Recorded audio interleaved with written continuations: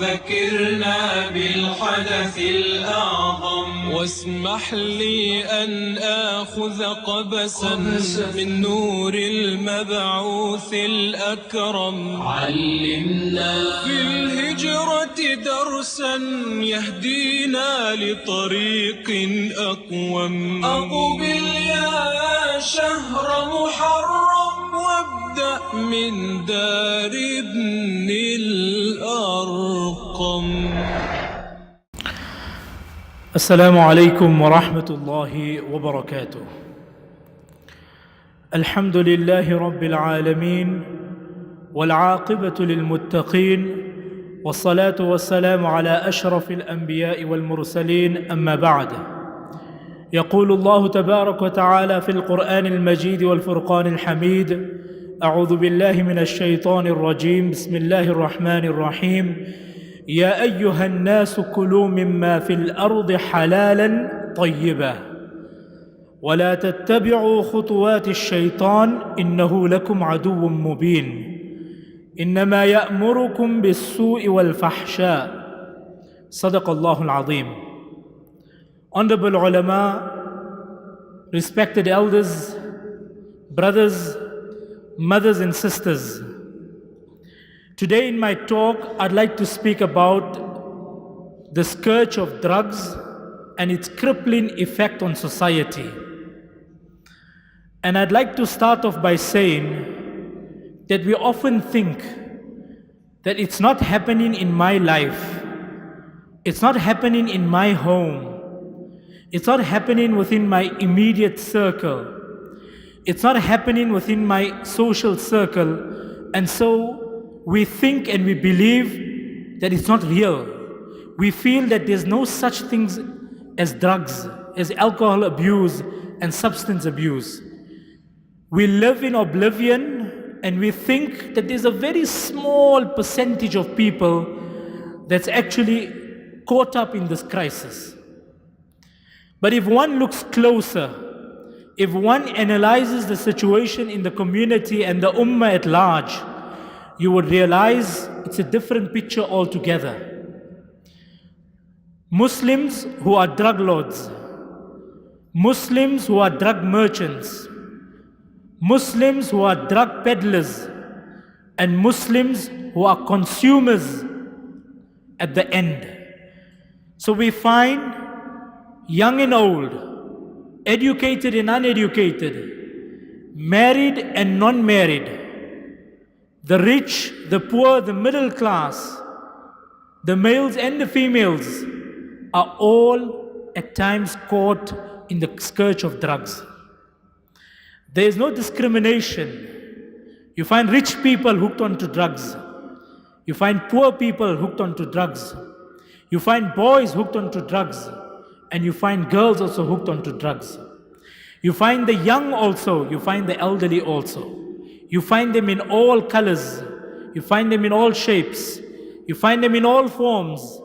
People are hooked onto drugs, alcohol, and substance abuse. And let's try to understand this as a community at large. What does Allah subhanahu wa ta'ala says in the Quran? What is the address of Allah in the Quran in terms of this? I've selected one verse from the Quran where Allah subhanahu wa ta'ala says, يَا أَيُّهَا النَّاسُ كُلُوا مِمَّا فِي الْأَرْضِ حَلَالًا طَيِّبًا. Allah is addressing humanity. Allah is not addressing Muslims only. Allah is addressing humankind at large. And Allah is saying, O humanity, eat that which is halal, number one. And number two, eat that and consume that which is pure and wholesome. Now if you closely analyze why Allah subhanahu wa ta'ala has exhorted and emphasized on eating halal and eating with that which is pure and wholesome. Because psychologists tell us and experts tell us that whatever you consume, whatever you intake into your body has a profound impact on your system, has a profound impact on your psyche, and has a profound impact on your outlook to life. If you are consuming halal, if you are consuming pure and wholesome food, and if you are taking intake that which is halal and pure, it will have a positive impact on your psyche. It will have a positive impact on your system. A person will be spurred on to doing good. A person will be automatically active in his ibadah because of the good energy that he's receiving from the food that he's consuming. That is why experts tell us that junk food is extremely detrimental to your health, to your system, and to your psyche. Because junk food does not service the system wholesomely. You find a person will munch onto a burger, chips, and cool drink. Half an hour later, he's hungry again. And his system is asking for more. Why? Because it's not wholesome. And Allah is saying, whatever you consume, number one, let it be halal. Number two, let it be wholesome. And a person who eats pure and halal sustenance, his ibadah, his acts of worship is also accepted. His dua that he makes is also accepted. The hadith of the Rasul of Allah sallallahu alaihi wasallam states that the man is crying in front of Allah with his hands extended to the skies and is beseeching Allah. He is imploring Allah and is asking Him for dua and asking Allah of his needs. فَأَنَّا يُسْتَجَابُ لَهُ. But his dua is not accepted. Why? مَطْعَمُهُ حَرَامٌ مَلْبَسُهُ حَرَامٌ وَمَشْرَبُهُ حَرَامٌ فَأَنَّا يُسْتَجَابُ لَهُ. The hadith says that this man is consuming haram, he's drinking haram, and he's wearing clothes which are coming into his possession through haram. How is his ibadah, how is his worship going to be accepted in the court of Allah? So this verse highlights the importance of consuming that which is halal and the importance of consuming that which is wholesome. Now imagine the opposite. Imagine consuming haram. Imagine consuming liquor. Imagine consuming drugs. And that which is not pure, that which is not wholesome. Imagine the effects of that on your system, on your psyche, and your outlook to life. Your ibadah is not accepted. Number two, it impacts on your psyche. Ask people who are hooked onto drugs. When they experience the so-called high, they want to live on that high for the rest of their lives. When a person consumes drugs, he experiences this ecstasy. He feels he's on planet Mars, communicating with species other than humankind. He feels like he's swimming in the desert. He feels like he's swimming in the mirage that he sees in front of him. He feels like he's flying in the sky without wings. That's the kind of high he experiences in his life when he's consuming drugs. Look at the impact on his psyche. This man, when he returns from planet Mars to planet Earth, he is suicidal. Ask any person who's hooked onto drugs, what do they feel after that substance has diminished in his system? Once, it's like a cool drink. When you open the bottle, when the gas is out, when the kick is gone, you feel suicidal. You don't feel comfortable. You have weird thoughts. And so what you are consuming into your system has a profound impact on what is happening in your life. And so we need to understand that drugs and its crippling effect on society, how it is destroying our youth. You talk to that youngster, his mind is somewhere else. He's absent-minded. He wants to feel high again, and he will pay any price to feel high again. He will steal, he will pawn, he will kill, he will loot, he will hijack, just to sustain and maintain his cravings and his habit. So when Allah made drugs haram, when Allah made alcohol haram, it wasn't for the sake of making it haram. Rather, it was out of compassion. It was out of mercy unto mankind that Allah made drugs haram. It was unto mercy unto mankind that Allah made alcohol haram. Look at the case of society in which drugs are consumed. There's no security there. You don't feel safe in that community. Anytime my belongings can go, anytime my possessions could be taken off me, that community is not safe. So when Allah makes a certain thing haram in Sharia, it is out of mercy unto mankind and not to make it difficult unto people. So number one, drugs destroys your psyche, destroys your logic and your reasoning. Sayyidina Uthman ibn Affan radiallahu ta'ala anhu used to say, I do not consume liquor because it destroys the reasoning of men. And this is the one differentiating factor between the mankind and the animal kind. Allah has blessed us with intellect, but when a man consumes liquor, when a man consumes drugs, it destroys the reasoning and the intellect of a person. That's number one. Number two, it destroys your system inside. You ask a drug addict, run for few minutes, he'll be huffing and puffing within 2 or 3 meters that he run, because he cannot control the system inside of him. It's finished, it's damaged. His lungs are unable to cope. An apple a day keeps the doctor away is for that person whose immune system is intact. But for that man who has destroyed his immune system inside, not even 10 apples a day will help him, because the system inside has been destroyed. It's rotting slowly. Today we are young, our system can combat and fight the illnesses of outside. But as we age, and as we go deeper into drugs, and we go deeper onto alcohol, it's destroying our system inside. 5 years down the line, our system will be finished. You'll find a person, he cannot run, he cannot do tasks which other people can undertake because of the system destroyed inside.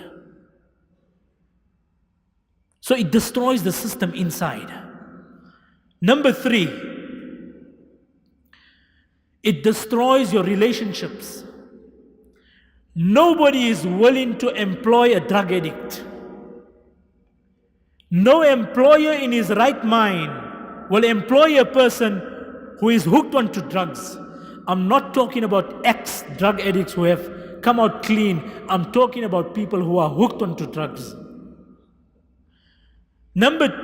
Secondly, in relationships, nobody will give you their son or their daughter if they know that you are hooked onto drugs. Which father in his right mind, or which mother in her right mind will say, here's my daughter, or here's my son, it's okay, you can continue with your addiction. Nobody will give you their daughter or their son.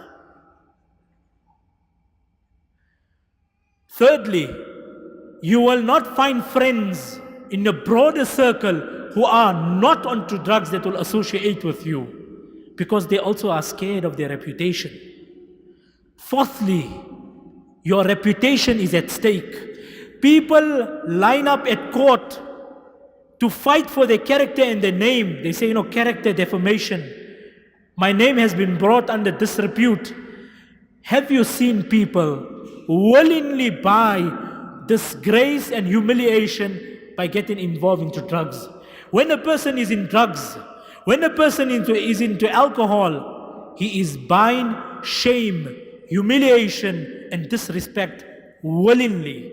Where do you see that happening in the world? So your name is gone. Your reputation is tarnished. Nobody is willing to give you a job. Nobody is willing to give you a girl or a son for marriage. And the worst of all, you feel suicidal. And it is so dangerous at that moment. You'll end up cutting yourself. You'll end up hurting yourself just to satisfy your craving. And it goes on. In order to satisfy your craving, in order to maintain your craving, you need money. Today you got capital. Today you got money. Today you got income. But tomorrow you will not have that. So what will be your ultimate result? You're going to resort to stealing. You'll start stealing from your own house. I've dealt with youngsters and parents and homes where the mothers and fathers are crying, Maulana, I see 100 rands, 200 rands, 300 rands going missing from my own house. It starts from your own house. Then slowly, when there's no money inside the house, you start pawning things in your possession. You start pawning items in your house. When that comes to an end, you start stealing from the neighbor's house and the next house and the next house, and you start stealing from your own community and loved ones. When that stops, you now go to the next level. You'll kill, you'll loot, you'll rob, you'll do anything to get money to satisfy your craving. To the extent our own girls are selling their dignity, are selling their bodies to maintain their own cravings. They'll sleep with a man to buy a drug, to buy a pill, to get hooked onto whatever they are. You'll see boys selling their dignity just to satisfy their cravings. It's a real world out there. It's happening. We need to wake up. We need to broaden our horizons. We need to understand the scourge of drugs and its reality. How many marriages have been destroyed because of alcohol and drugs? What relationship do you enjoy with your wife? What relationship do you enjoy as a father with your daughter and your son? What relationship do you enjoy with your family members? There is no relationship. There is no satisfaction. Our homes have been destroyed because of drugs. And we need to actively work against the scourge of drugs and what's happening to society. In these last few minutes, I want to speak about solutions. Number one, if it is happening under your eye and under your roof, you cannot condone it. You find many parents, Maulana, we are satisfying our son's cravings or our daughter's cravings within the confines of our own home. We don't want our child to take this out of the house. So there are parents who are buying the drugs for their children. There are parents who are buying the alcohol for their children, thinking that we'll keep it within our own circle and we'll contain it within our own circle. It must not go out. Remember, today you can afford the addiction. But tomorrow when you don't have money to buy the things that they are craving for, they will be the first people to turn against you. They will be the first people to harm you. No matter how many years, no matter how many months, no matter how many lunar calendars that you supported them for their addiction, they are going to turn on you because they need it to survive. And so don't think as a community and don't think as a parent, as a guardian, I will contain it within my own home. That's a fallacy. That's a dream. That's not the reality. I tell you, it will get worse than that. So number one, do not condone the habit in your home. Number two, do not deny the problem. Acknowledge that there's crisis in your son's life. Acknowledge that there's crisis in your daughter's life. Acknowledge that there's crisis in your partner's life. Acknowledge the problem. Number three, get professional help. There are many support groups out there, alhamdulillah. There are many counselors out there. There are many ex-drug addicts who have overcome this problem and who can help you out today, and they can help you overcome and outgrow this problem also.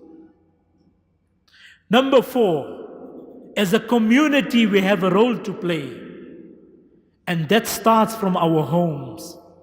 As parents, we need to have healthy relationships with our children. We see where there's drugs involved, there's a break in communication between parents and children. There isn't a healthy relationship between the guardian and the child. My father hates me. My mother despises me. My mother has discarded me. My father has thrown me out of the house. My father doesn't want to engage me. And so the son is hooked onto drugs. Children who come from broken homes are very vulnerable, are very susceptible, and they are on the verge of getting hooked onto drugs and alcohol because of not finding a stable home. And that is why I say to parents, help your children. Have a healthy relationship with your children. Have a good relationship with your daughters. Have a good relationship with your sons. And have that healthy relationship, for this will help you protect your children from drugs and alcohol. But if you don't have a healthy relationship in your home, I'm afraid that they are vulnerable, they are susceptible, and they could be caught. Number 5, in terms of solutions, people who are hooked onto drugs, it is extremely important for them to change their environment and to change the company that they are socializing with. Because essentially, your company and your environment has a profound impact on your life. If you are hooked onto the wrong person, if you are socializing, mixing with the wrong friends, they are only going to take you further and further into drugs and alcohol and womanizing, and the list goes on. But if you have good friends and good company, they will help you outgrow the problem that you find yourself in. Lastly, brothers and sisters, people who were previously addicted to drugs and alcohol, it is our responsibility as a society to embrace them, to give them space in our circle, to accommodate them in our masjids, to welcome them in our families, and we cannot isolate them. If a person has given up his bad practices, if a person has given up his ill practices and his bad habits, we don't have the license, we don't have the liberty to taunt them or to bring them down in public. Hey, how's it? You know more pulling, you know more sniffing. It is our job to bring people closer to Allah. It is our job to give hope to people. If a person was addicted to drugs and he has made tawbah from his previous life and he has come out clean, it is our responsibility to help him. It is our responsibility to give him hope. It is our responsibility to bring him closer to Allah subhanahu wa ta'ala. We do not have the license to judge such people in life. If Allah has accepted him, who are we to judge? If Allah has given him space in his masjid, who are we to judge? We should never taunt, we should never ridicule, we should never scorn, we should never bring down anybody who is trying to change his life. Rather, we should be instruments of help and support for them. Let us try and support them, and let us give them encouragement to do better and to become better individuals in life. كل بني آدم خطاؤون وخير الخطائين التوابون. Everybody makes mistakes. His mistake is different to your mistake. He also sins. You also sin. It doesn't mean that he's sinning differently to you, that he is rejected from the mercy of Allah. He is also the servant of Allah. She is also the slave of Allah. Give her that respect and dignity and bring her closer to Allah. Bring her closer to Allah. Hate the sin, not the sinner. Hate the action, not the person. In this way, you will able to win people over and get them out of their addiction. May Allah preserve our youngsters. Ameen, brothers. Say Ameen. May Allah preserve our homes. May Allah preserve us from all these problems that we've spoken about today. And Allah subhanahu wa ta'ala assist us and make us come out clean. وَمَا عَلَيْنَا إِلَّا الْبَلَاغِ. ذكرنا بالحدث الأعظم واسمح لي أن آخذ قبسا من نور المبعوث الأكرم. علمنا في الهجرة درسا يهدينا لطريق أقوم. أقبل يا شهر محرم وابدأ من دار